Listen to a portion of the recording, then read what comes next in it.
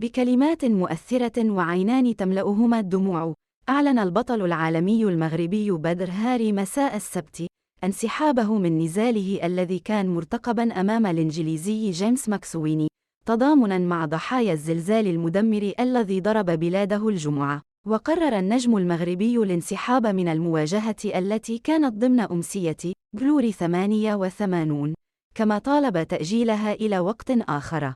وقال هاري في كلمة للجمهور الحاضر بقاعة دوم دو باريس بالعاصمة الفرنسية: إن المغرب مجروح، والناس ماتت، وهناك أطفال فقدوا والديهم. يشار إلى أن وزارة الداخلية المغربية كانت أعلنت في بيان سابق مساء أمس أن عدد الوفيات الذي خلفته الهزة الأرضية بلغ 2012 شخصاً، فيما ارتفع عدد الجرحى إلى 2059، بينهم 1404 حالاتهم خطرة، وفق المصدر نفسه الذي أشار إلى أن السلطات تواصل جهودها لإنقاذ الجرحى وإجلائهم والتكفل بالمصابين وتعبئة كل الإمكانات اللازمة.